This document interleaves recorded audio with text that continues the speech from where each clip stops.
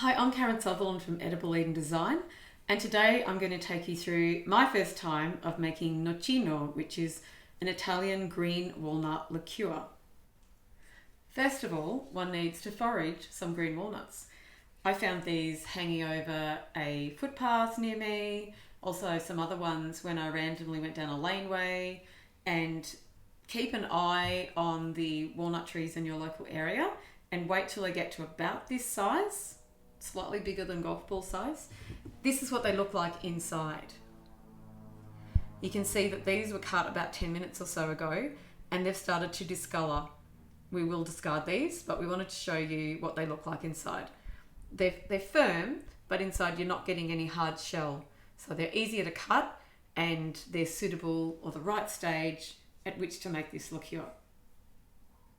The recipe I've chosen to try out today is from Simply Recipes, which is a blog by Elise Bauer. She's in turn used a recipe from David Leibovitz's book Room for Dessert, which my friend Anne has reliably used some other recipes from. I've chosen this one because it has some other flavours like vanilla and lemon and not as many cloves in proportion to the walnuts. I do have another fabulous book that I love, that I have my Liqueur seed recipe liqueur from, and many olive recipes, Nespolino that is, and there's a video on that. And I've looked at the traditional walnut liqueur recipes, of which there are 3, but I decided it's just too many cloves for me, so I'm trying this other recipe. I'll just make a little point about cutting. There's a bit of a line where you eventually get the line in the mature walnut. So line that up, get your finger out of the way, push down firmly, and I should have really mentioned that if you haven't come across this before, that you're better off to sit them flat after that, keeping your other fingers well away. Just a safety hint. That's 11.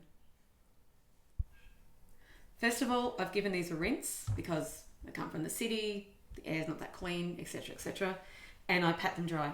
So I'll just pop these over here because we're not going to be using those. And I've given them all a rinse. There's little bits of marks here and there where they've been rubbing up against each other, but it's not really an issue for me because we're not using the fruit long term. We're going to use them to flavour and colour the liqueur, and then we're going to strain them out.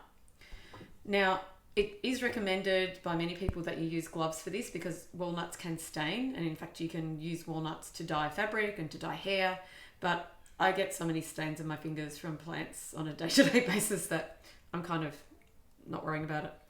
Now, I would use a big knife, such as this, or a cleaver. So we're cutting them in quarters. Very simple. You can see they're a little bit juicy, nice and soft inside. The other really handy thing I like to use is this funnel. We don't particularly need it for the walnuts, but we'll need it for other ingredients.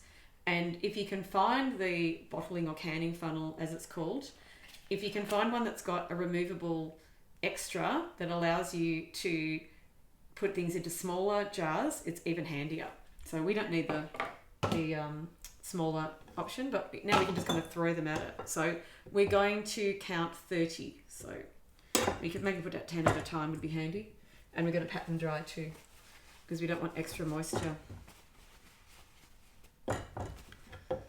And we're going to cut them up, add sugar, add alcohol and spices. And this is a common way of making quite a few liqueurs.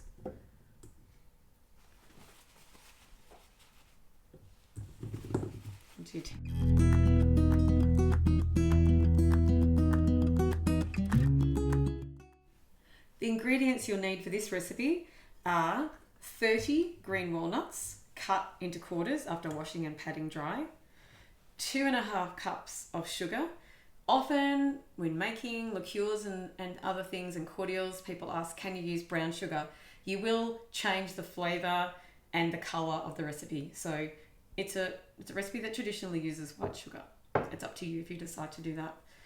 2 cinnamon sticks.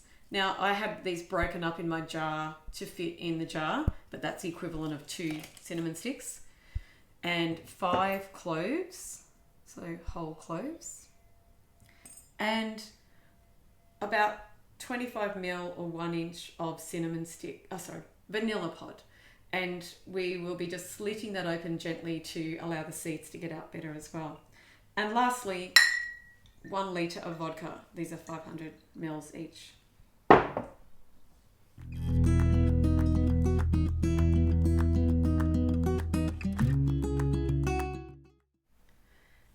You can see my jar's getting full, but I'm wondering whether I might just put some of my sugar in now to get it mixed in with the walnuts as I go.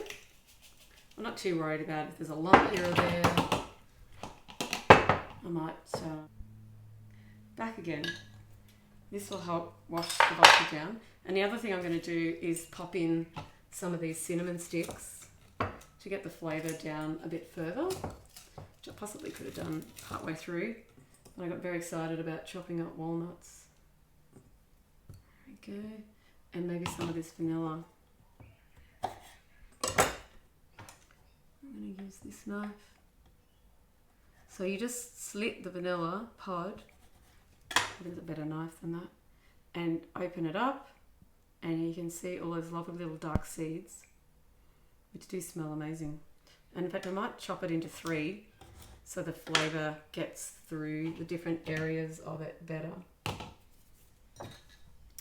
Pushing it down with some vodka. And realising that this is not going to fit into this jar.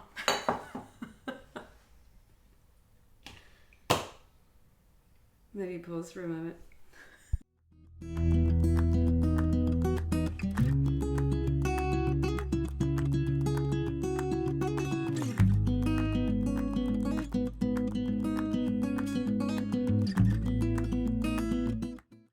The last ingredient in this, which I'm not sure if I mentioned at the beginning, is lemon zest or rind, just the tiny little bit that is not including very much pith. This one's just a bit of a difficult lemon. Anyway, we take what we can get. And this knife is terribly blunt. I think I'm getting new knives for Christmas. Anyway. You can use a peeler. It's a very thin skinned lemon, sadly. It's a bit safer.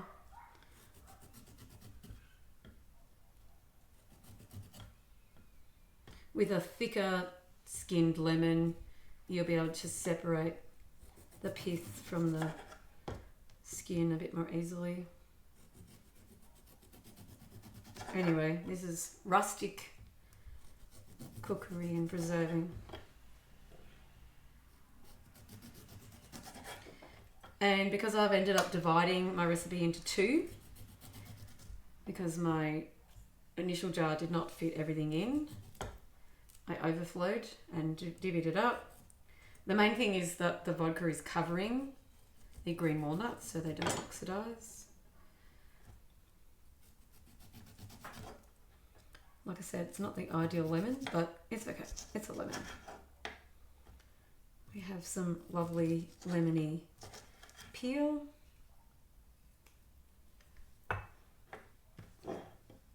And